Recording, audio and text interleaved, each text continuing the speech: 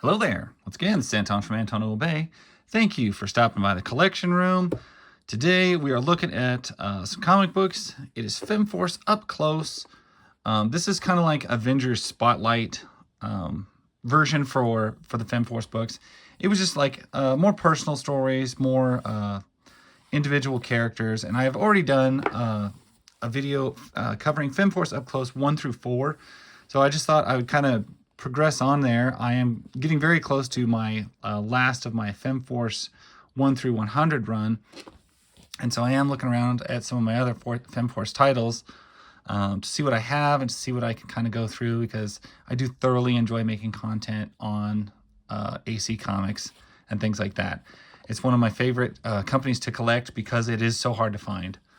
And it's one of the few books that you can go to a comic book store and ask for or mention, and they look at you like your head's made of snakes because they've just never heard of it. And it's been around forever. So that's really ridiculous that it's that way, but it is. So this is Femforce Up-Close number 5, starring the Blue Bulleteer, Thanksgiving. This guy bears a striking resemblance in my brain to Commissioner Gordon, but I don't know. It's just a good photo. I love that she's got her big old pistol hanging there. And these are color, and I love that. Story by Stephen Myers, script and edits by Mark Heike, pencils by Richard Pollard, who I really, if I remember right, I'm quite a fan of his Femforce work. Like, it is good stuff. Let's see. Bill Black is your editor and publisher-in-chief. And this is 1992. Or at least that's when this was printed. Sometimes Femforce runs reprints of older titles. I don't believe there's any in here. But it could be. I'm pretty sure this is newer stuff. But we've got, I'm not even sure. Other than just some brilliant art and color and aesthetic. The car, the house, the mansion, this gun, her outfit, pearl necklace, you name it. This is just beautiful stuff. Somebody spent a lot of time drawing that stairway, that balcony. I appreciate that. I wonder if you can hear my neighbor dog going crazy over there. Good stuff. Looks like your typical EC Comics murder mystery starting to unravel or open up in the middle of it.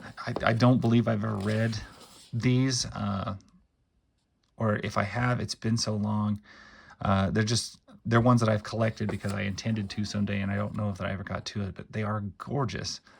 This really has a great look and feel to it as far as age of the book and the aesthetic. It's just amazing. It reminds me of old Dick Tracy stuff, old EC Comics horror stuff. Because, I mean, it's not a good murder mystery if you don't have a scene where you're down at the docks. You always got to be down at the docks sometime.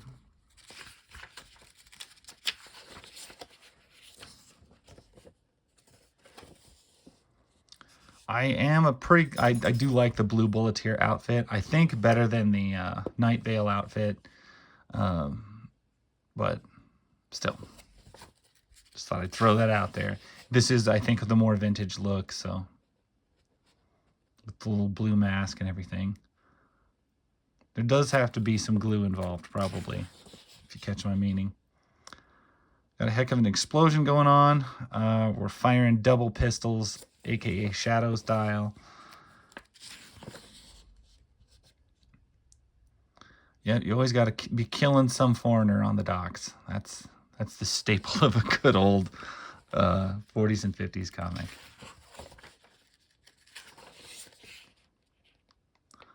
Up-Close Encounters of the Postal Kind. That's actually a pretty good letter page name. I like that. AC Comics, Box 1216, Longwood, Florida. I wonder if that's still there. I doubt it.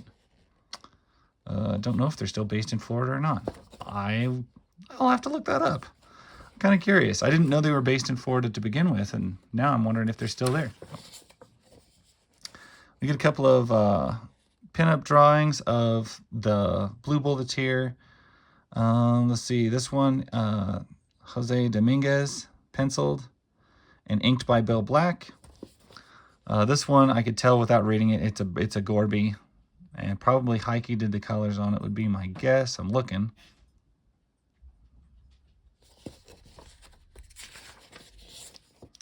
New feature trailer of the month. Some of the coolest stuff is in their ads in the back. Good Girl Art Quarterlies.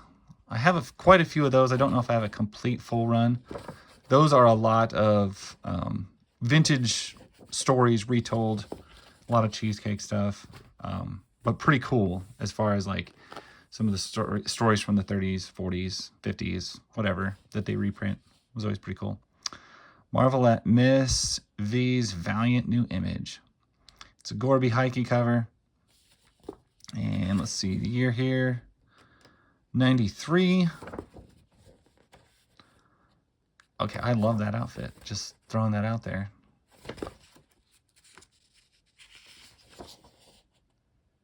Cat's Paw, Miss Victory. Let's see what we got going on. Stardust, I love her costume. Big fan of the yellow and orange.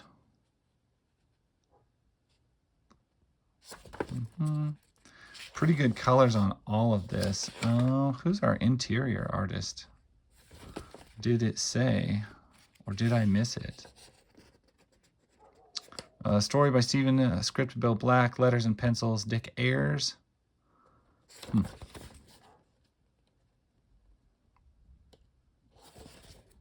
Everybody looks cooler in a fedora. Miss Victory thinks back during a long time ago, during World War II. We had only been a team a short while. There was Rio Rita, She-Cat, the Blue Bulleteer, and myself. I would say this has a little bit of a faded look. Some older comics do suffer this. This is one that looks like it is suffering from it a little bit.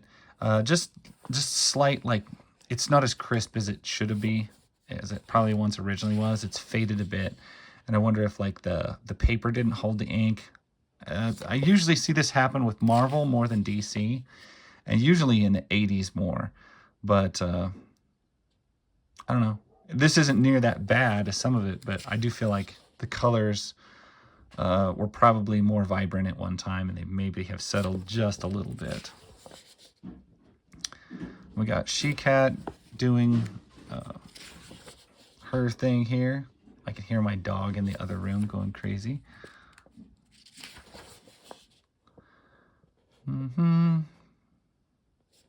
I believe we've switched artists somewhere, because this looks more like Gorby stuff to me. It's hard to, sometimes it's like super obvious, sometimes it's harder to tell, but. Alrighty, well, where was I? I had to run out from the hallway for a minute for the commotion that was going on. So yes, this one looks like oriented at She-Cat in her feral dark side of her Wolverine type nature, if you will. Looks like she was accused of killing people when really it was just werewolves. Isn't it always the way? Whenever your feral character of your team gets accused of murdering somebody, it's always a werewolf. That's pretty standard. This guy's blue for some reason in this page, which is pretty awesome and strange. Good Miss Victory close. The end. EC Universe Miss Victory. Femforce pens. I kind of wish I had. I need to probably track down a few Femforce items like that. I think the only thing I've got for swag is really just the comics. That is just a great picture. That could have been a cover, could be anything. It's just a good hero shot. Anyway, that's Femforce Up-Close number 6. On to number 7, On the Threshold of a Dream. Looks like we got a different, the second Miss Victory. And I remember this comic. I have opened this one up before on, I think, just a random Femforce comic book haul that I had acquired. And this, yeah, because I've covered this. I remember this particular opening page with the cell phone and everything like that. And this Miss Victory costume. And what's the year? Let's make sure. Should be 93. Nope, 94. Let me check here, because I thought this was 93. This number 5 was 92. Huh. Entire contents. So, are we getting one of these a year? That's kind of odd. I'd never noticed the distribution on that before. One a year. Huh. Pretty crazy. Pretty great freaky monsters there.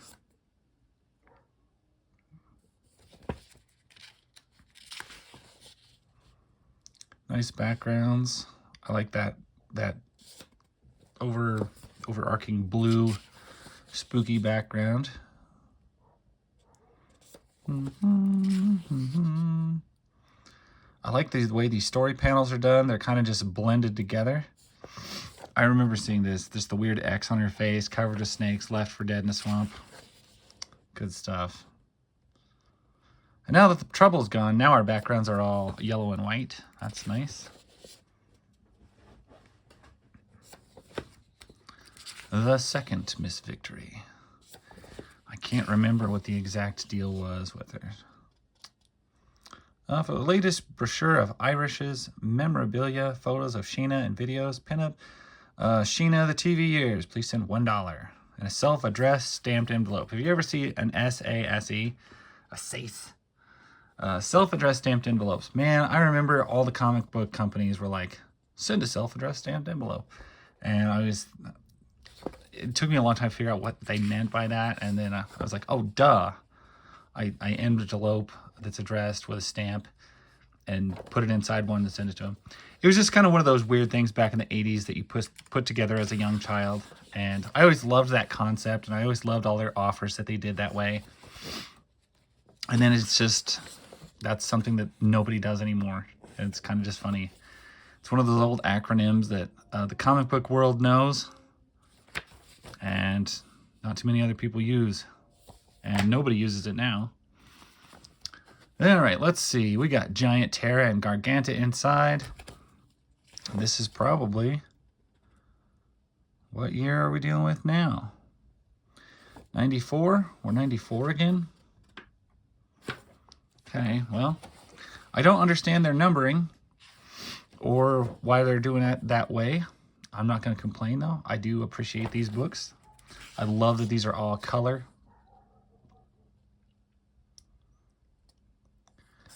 Looks like Garganta is having issues.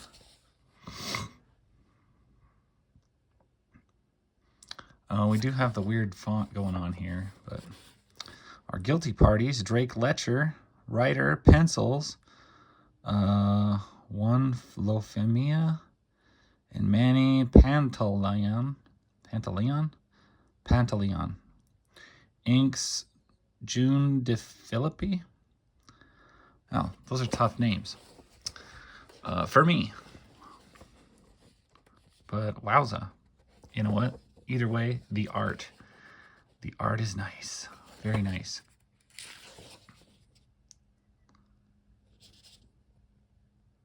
I don't actually remember this book at all. It does look like we're going to have a giant woman fight. And, you know, it's always a thing when you have that in comic books.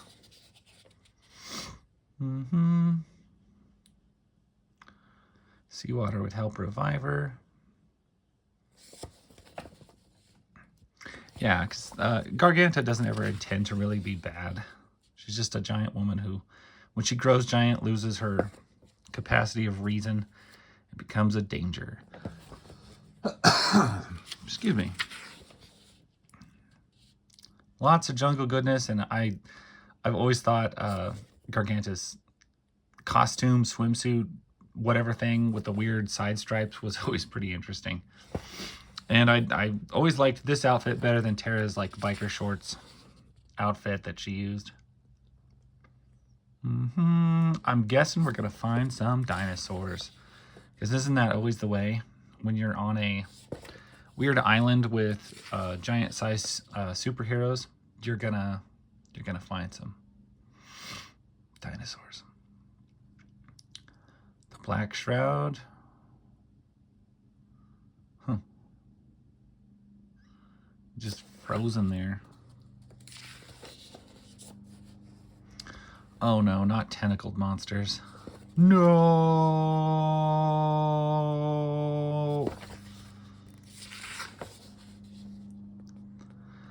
Yep. Way too many tentacled monsters. Somebody has a particular flavor that they like there. They might revert back to common earthworms. Yeah, I don't think they will. I think you're gonna have to squish them all to death. Femforce 71, 72, and 73 out in the future. I have passed these because we are almost to issue 100 in our regular videos. Gorgona's Ghoul Gallery. I have not seen that one. I'll have to look for that. Anyway, that is Femforce Up Close 5 through 8. Thank you guys so much for watching. I very much appreciate going through books like this and making videos about them, because I think more people just, most people haven't heard of them. It's always fun to kind of put them out there and increase the content on products like these. So anyway, thank you guys so much for watching. That's my story. I'll catch you guys later. Bye.